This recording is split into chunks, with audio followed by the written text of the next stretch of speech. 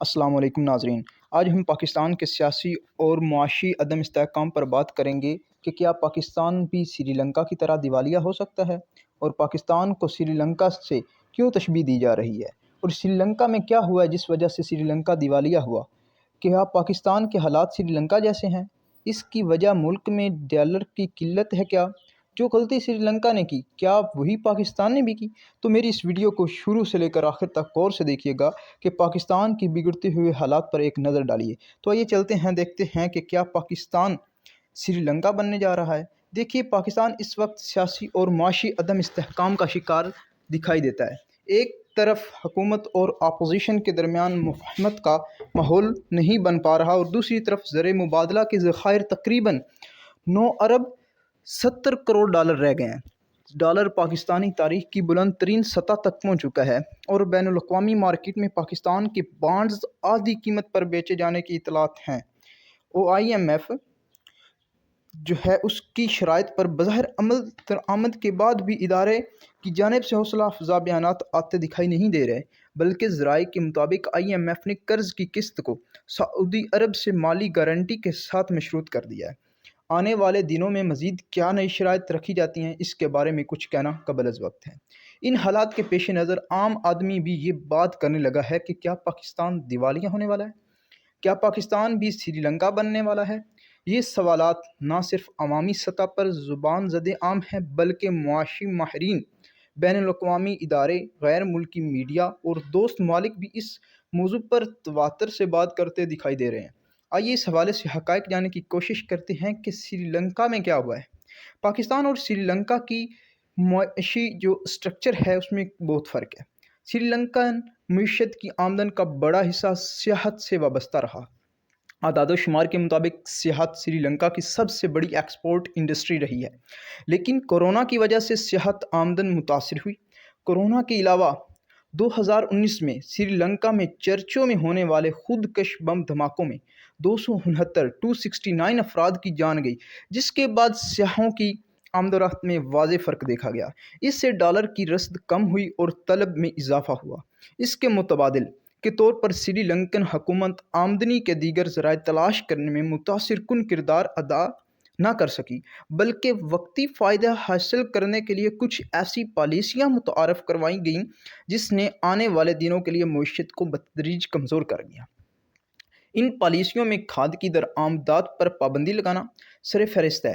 بظاہر اس کا مقصد درآمدات کا بل کم کرنا تھا، مگر اس فیصلے سے درآمدات پر تو خاص فرق نہیں پڑ سکا، لیکن فصلوں کی پیداوار کم ہوگی۔ نتیجہ کیا نکلا کہ زرعی اجناس کی قلت پیدا ہوئی، اور خوراک کی ضرورت پوری کرنے کے لیے درآمدات دوگنی سے زیادہ بڑھانا پڑیں، جس سے سری لنکن کرنسی پر دباؤ بڑھا۔ اس کے علاوہ عوام کو پیٹرولیم مصنوعات اور اشیائے خورنوش پر سبسڈی دی گئی تاکہ مہنگائی میں اضافہ نہ ہو۔ اس فیصلے نے زر مبادلہ کے ذخائر تو تیزی سے کم کیا۔ زر مبادلہ کے ذخائر میں لگاتار کمی کے باوجود سری لنکن حکومت نے IMF سے بروقت رجوع نہیں کیا۔ مبینہ طور پر سرکار کا موقف تھا کہ IMF پروگرام میں جانے سے مہنگائی میں اضافہ ہوگا، جس کا بوجھ عوام پر پڑے گا۔ یہ فیصلہ بھی معاشی طور پر غلط ثابت ہوا۔ اب دیوالیہ ہونے کے بعد سری لنکا IMF پروگرام میں جانے کے لیے کوشش کر رہا ہے، لیکن مطلوبہ فائدہ حاصل ہوتا دکھائی نہیں دے رہا۔ اس کے علاوہ سری لنکن معیشت میں چین اور بھارت کا بڑا عمل دخل رہا ہے۔ ون بیلٹ ون روڈ منصوبے کی وجہ سے چین نے سری لنکا میں بھاری سرمایہ کاری کر رکھی ہے، اور مشکل مرحلوں میں چین نے سری لنکا کو اربوں ڈالر کے قرض بھی دے رکھے ہیں۔ سری لنکن سرکار کا خیال تھا کہ چین انہیں دیوالیہ ہونے سے بچا لے گا، لیکن وہ شاید اس حقیقت کا ادراک نہیں کر سکے کہ قرضے بھی اس وقت تک ملتے ہیں جب تک مختلف ذرائع سے مناسب آمدن کا سلسلہ جاری رہتا ہے۔ چونکہ سری لنکن حکومت نے آمدن پر توجہ دینے کے بجائے قرضوں سے ملک چلانے کی پالیسی بنائی، اس لیے وہ زیادہ دیر تک معیشت کو سنبھال نہیں سکی۔ صورتحال اس قدر گمبھیر ہو چکی تھی کہ قرض کی قسطیں ادا کرنے کے لیے بھی مزید قرض لیے گئے، لیکن معاشی اصلاحات پر توجہ نہیں دی گئی۔ معاشی پالیسیوں کے علاوہ سیاسی عدم استحکام کو بھی سری لنکا کے دیوالیہ ہونے کی بڑی وجہ قرار دیا گیا ہے۔ کئی برسوں سے حکمرانی ایک ہی خاندان کے ہاتھوں میں تھی۔ ایک بھائی صدر، دوسرا بھائی وزیر اعظم، بھتیجے اور وزیر اور رشتہ دار جو مشیروں کے عہدوں پر فائز تھے۔ مبینہ طور پر اپوزیشن کی آواز کو بزور قوت دبایا گیا۔ غیر مستحکم پالیسیوں اور خاندان کو نوازنے کے خلاف بڑے سیاسی اتحادیوں نے علیحدگی کا فیصلہ کیا۔ حکومت کمزور ہوئی تو سرمایہ کاروں نے سرمایہ بیرون ممالک میں منتقل کر دیا۔ عدم اعتماد کے بادل گہرے ہو گئے۔ بڑی ملٹی نیشنل کمپنیوں نے سری لنکا میں کام کرنا بند کر دیا اور ٹیکس آمدن کم ہو گئی۔ قرضوں کی قسط ادا کرنے کا وقت آیا تو سری لنکا کے زر مبادلہ کے ذخائر ناکافی تھے۔ مجبوراً 6 جولائی 2022 کو سری لنکا کے وزیر اعظم نے ملک کے دیوالیہ ہونے کا اعلان کر دیا۔ تو دیکھتے ہیں کیا پاکستان کے حالات بھی سری لنکا جیسے ہیں؟ دیکھیں، یہاں سوال یہ پیدا ہوتا ہے کہ کیا پاکستان کے معاشی حالات بھی سری لنکا جیسے ہیں؟ کیا پاکستان بھی سری لنکا کی طرح ڈیفالٹ کرنے جا رہا ہے؟ اس حوالے سے پاکستان کے جنرل سیکرٹری ظفر پراچا صاحب نے یہ کہا کہ سری لنکا اور پاکستان کے معاشی حالات میں فرق ہے، لیکن مسائل کسی حد تک مشترکہ ہیں۔ اگر سری لنکا کے دیوالیہ ہونے سے 5 ماہ پہلے کا گراف دیکھیں تو وہ پاکستان کے موجودہ معاشی گراف سے ملتا جلتا ہے۔ زر مبادلہ کے ذخائر جس تیزی سے ختم ہو رہے ہیں، مجھے ایسا محسوس ہونے لگا کہ شاید ہمارے پاس 25 یا 30 دن باقی رہ گئے ہیں۔ لیکن اس وقت بینکوں کے ڈالر کے جو ذخائر ہیں خطرناک حد تک کم ہو گئے ہیں۔ ان کے پاس درآمدات پوری کرنے کے لیے ڈالر تقریباً ختم ہو گئے ہیں۔ یہی وجہ ہے کہ مارکیٹ میں ڈالر کا ریٹ بے قابو ہوتا دکھائی دے رہا ہے۔